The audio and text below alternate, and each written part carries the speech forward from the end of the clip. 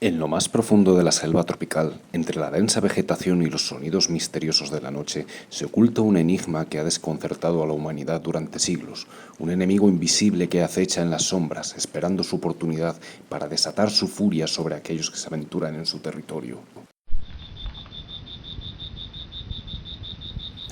¿Has oído hablar de la fiebre amarilla? Una enfermedad que ha dejado su marca en la historia, causando estragos en poblaciones enteras, desde las selvas más remotas hasta las bulliciosas ciudades. Un virus letal que se propaga silenciosamente desafiando nuestros esfuerzos por contenerlo. En este podcast nos adentramos en el inquietante y fascinante mundo de la fiebre amarilla, al que es posible que también conozcáis que en algunas zonas de Hispanoamérica como vómito negro. Y como siempre vamos a ver su ciclo de infección, sus síntomas y las estrategias de prevención y tratamiento, desde un punto de vista de su ecología. Descubriremos los secretos detrás de esta enfermedad que puede llegar a ser mortal. Pero cuidado, porque si vives en ciertos lugares del mundo mientras nos adentramos en esta aventura podcastera, podrías encontrarte cara a cara con este enemigo acechando mientras escuchas al profesor Bacterio.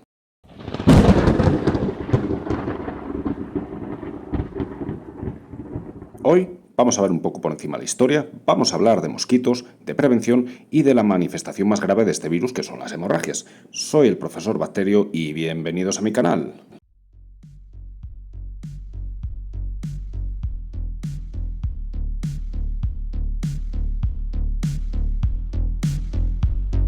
Lo primero es decir que estamos hablando de una enfermedad que ha tenido impacto en eventos históricos relevantes. Un ejemplo de esto es el impacto que tuvo para que triunfase la revolución haitiana, aunque hay debate de hasta qué punto pudo ayudar. Aunque esta enfermedad la asociamos a zonas tropicales, ha llegado a haber brotes de este virus en lugares tan al norte como Filadelfia, en Estados Unidos, España y hasta la heladora Suecia. Pero vamos a hacer un viaje al pasado y imaginarnos que estamos en el siglo XVII, más o menos. Tampoco vamos a entrar en años exactos porque este canal no va de eso.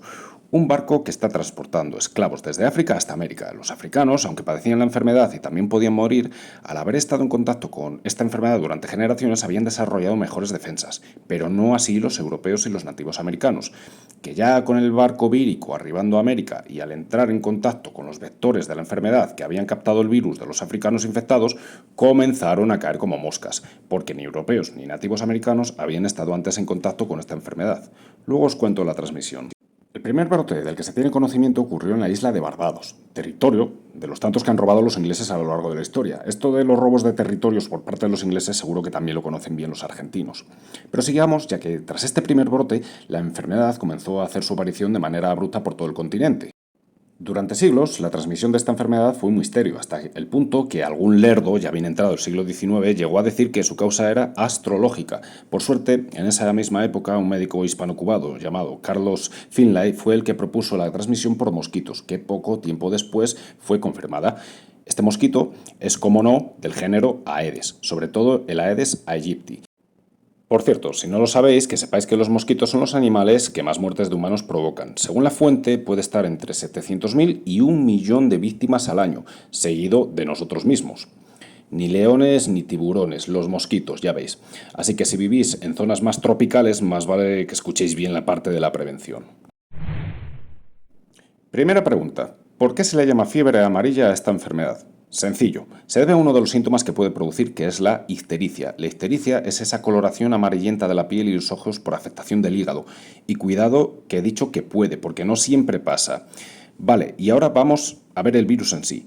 Es un flavivirus, que es un virus de ARN, como la mayoría de los virus, ya sabéis. Y si no lo sabéis, tengo un podcast de introducción a los virus, así que adelante. Pues esta familia tiene algunos virus tan conocidos como el dengue o el Zika. ¿Os acordáis de ese que causó tanto pánico antes del COVID y del cual ya casi apenas se habla, a pesar de ser un pequeño mamoncete que puede provocar problemas serios como malformaciones fetales? Buenos tiempos aquellos de la prepandemia, ¿verdad?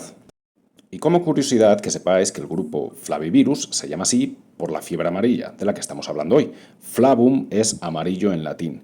Vale, pero seguro que ya queréis ir sabiendo dónde podemos encontrar este virus. Bien, pues aquí nos vamos a ir metiendo en lo, digamos, más complejo de este virus, porque su ciclo de transmisión la verdad es que es complicadete. No llega a ser tan complicado como por ejemplo el de la malaria, pero tiene su aquel. Tenemos varios actores, el virus, el simpático mosquito y el ser humano. El ciclo de infección comienza cuando un mosquito hembra infectado se alimenta de un huésped vertebrado, digamos un mono. De esa manera el mosquito adquiere el virus. Una vez dentro del mosquito, el virus se replica en su sistema digestivo y luego se disemina a otras partes de su pequeño y horripilante cuerpo, incluidas las glándulas salivales. Después, cuando el mosquito infectado pica a un ser humano o a un animal susceptible, transmite el virus a través de su saliva y empieza a replicarse y ¡pum! Tenemos infección, señores. ¿Termina aquí todo? Obviamente no. Después de esto, te mueres. No, tranquilos, en principio no te mueres, pero podrías morirte. Vamos por partes, como Jack el Destripador, y veamos exactamente a qué me refiero. Pero antes, más sobre el mosquito, o mejor dicho, los mosquitos. Y es que aunque el principal es el famoso Aedes aegypti, hay otras especies que también pueden transmitir este virus. Por ejemplo, el Aedes albopictus.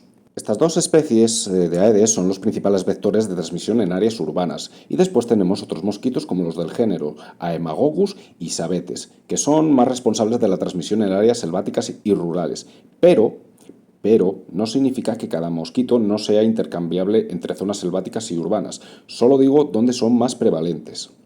Y aquí entramos en esto de selvático, rural y urbano, porque sí, son, llamémoslo así para entendernos, subciclos de infección dentro del ciclo de infección. Y ahora diréis, ¿qué narices, profesor Bacterio? ¿Aún hay más?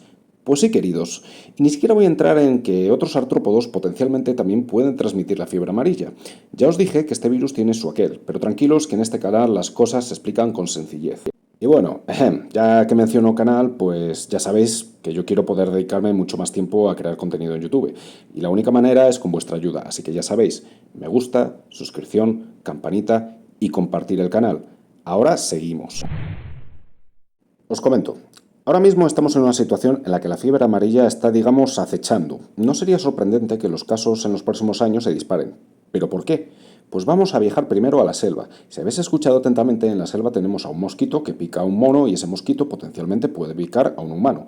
Pero para que el virus sobreviva no necesita un humano, ni mucho menos. Con un mono le basta. Esto es el ciclo selvático.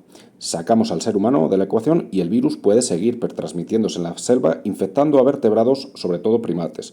Por eso es tan complicado de eliminar a este virus. Ahora vamos a meter a un ser humano que se mete en la selva o vive en la selva y al que le pica un mosquito con fiebre amarilla. Este ser humano sale de la selva por la razón que sea y va y le pica a otro mosquito que no tenía fiebre amarilla. Pero ahora sí, a este tío le están acribillando los mosquitos. Es una de esas personas deliciosas para estos bichos. Yo bien lo sé, por cierto. Pues van esos mosquitos y en una zona rural, es decir, una zona intermedia a los pies de la selva y que no llega a ser urbana, van y le pican a otras personas o a otros primates que estén por la zona rural, haciendo que el virus se quede ahí. Si hay algún hispanoamericano escuchando, seguramente podrá dar fe que en zonas rurales tropicales puedes encontrar monos rondando por las aldeas.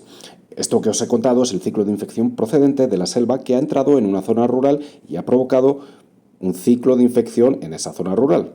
Y esperar porque ahora vamos con lo gordo, el ciclo urbano. Mismo procedimiento, pero ahora sacamos a los monos de la ecuación, aunque podría haberlos cuidado, pero no nos hacen falta.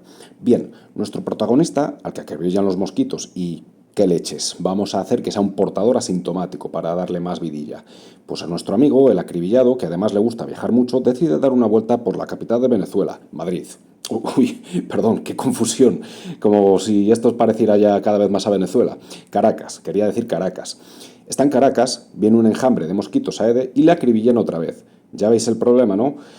Esos mosquitos ahora tienen el virus y un montón de primates humanos a los que el virus puede infectar en una ciudad muy poblada, en un país con un sistema sanitario destruido y con acceso a inmunización limitado.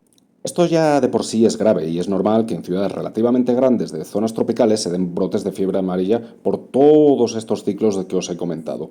Podemos añadir a esto la deforestación, es decir, ciudades o pueblos que crecen y se meten en la selva. Esto también supone un riesgo de expansión de este virus, pero no solo de este.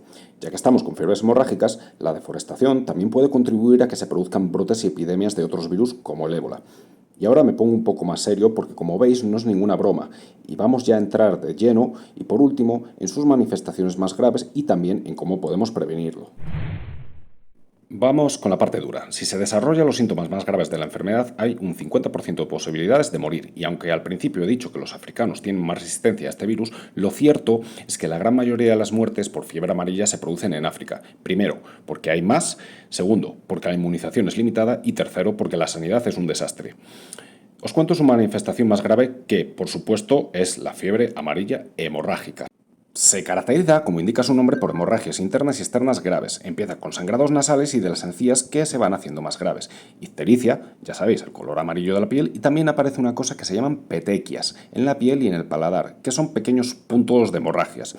Estos síntomas se van agravando y también se puede llegar a vomitar sangre. De ahí que la enfermedad también se llame vómito negro. Después de esto se puede producir fallo multiorgánico y, claro, la muerte. Nada agradable, como veis. Además, se suele llegar a este punto de gravedad de una forma un tanto curiosa.